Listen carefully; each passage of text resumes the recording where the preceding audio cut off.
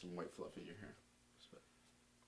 My glasses are so dirty. Yeah. You good? Damn, shout out to reviews, dude. What up, everyone? Welcome back to another episode of Court Vision. Today we're gonna talk about the Knicks because one of you guys asked for it, and it was actually so cool to see that. You know, finally getting some comments. Yeah. Like shout out to the Raptors, and then this guy comments, "Hey, okay, you guys talk about the Knicks." Of course, we can talk about the Knicks. That's what we do.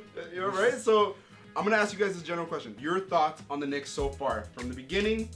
Because Porzingis got drafted 4th, booed. New York Knicks select Kristaps Porzingis from Liepaja, Latvia.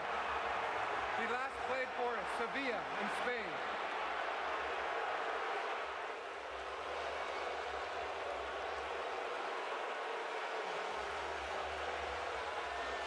Despair on the young Knicks fans' face, and perhaps Chris Porzingis can turn these fans around at some point. Now like a unicorn to some people, and now are the Knicks a destination? Coach firing, the whole Derek Fisher incident, you know, Derek Williams going off. So there's so much to talk about, but just try to be concise with it. Really short and sweet. Porzingis is PORZINGOD. That rookie is sick. One of my favorite first-year players in the league right now, and it looks like the Knicks are going to have somewhat of a direction going down the line. They have someone to build around. I'm just not sure about it right now. I don't want to say they're a bad team because they definitely aren't. They're improved, but I just don't know if they're a playoff team with what we've seen so far this season. I think, me personally, that they shouldn't not try to make the playoffs. I think they should trade Melo. Whoa, whoa, whoa, whoa, whoa, whoa, whoa, whoa, whoa, whoa. Yeah. To some Knicks fans. But why not trade Melo? He's on the decline of his career. He's been injured most of the time. But I believe the Knicks are winless when he's not playing. So at least trade him. Why not trade him and build another superstar or build a star in Porzingis and build around him and just trade him? Why not get younger talent and get a better coach? Jimmy too. You know what? So I've seen a couple of Knicks games because thank God for NBA League Pass because Canada doesn't show shit. But you know, thank God for League Pass. I've been able to see a couple of Knicks games, and I'm not there to see Melo. I'm not there to see Melo. I'm there to see Kristaps Porzingis, and because this guy's doing putbacks, he's spinning around, freaking Jared Dudley the other night, you know, dunking, and he's shooting, and it's just crazy to see, right? So you're excited about Porzingis now, right? You're not there to see Melo as much, even though Melo's Melo. You're there because everyone's excited about Porzingis. You know, the Knicks in general, I'm kind of impressed, though I'm not totally impressed because you know they're outside the playoffs right now with a real shot to make the playoffs. So I'm not gonna be surprised if they do. I'm not gonna hate it if they do.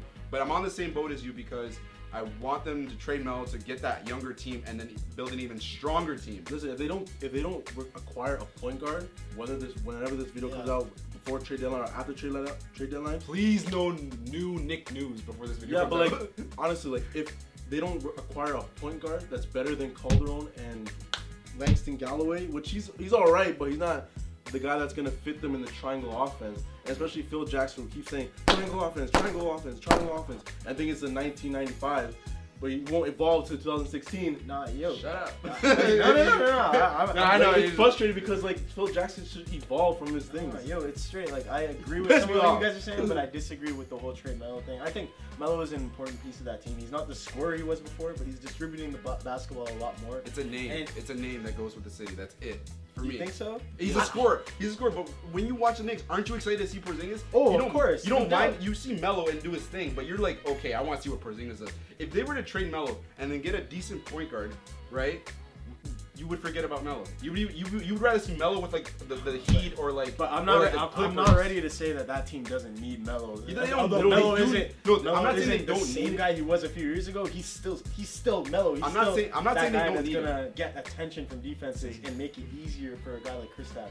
But I do agree with you guys that they're desperate. They're in desperate need of a point guard, a true point guard that can run that triangle offense that Phil Jackson really wants to run in New York. And I think that's what they're missing from becoming one of those mid-level, like up to I guess mid-tier teams in the Eastern Conference. I'm not saying trade Melo. I'm not like I would say I agree with crazy. it. Crazy. Just trade him. Why not? I agree with it, but I'm not saying the Knicks don't need Melo. I'm not saying that. Obviously the Knicks do need Melo because they're winless without him right now, right?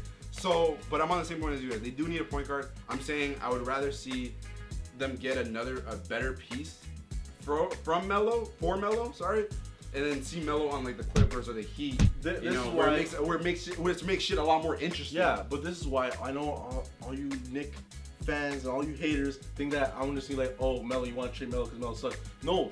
How old is Melo? He's like 30, 31. How old is Kristaps Porzingis? Like 21 years old. You want to build the future. You're not gonna win now because LeBron is still the height of his powers and Cleveland's the powerhouse.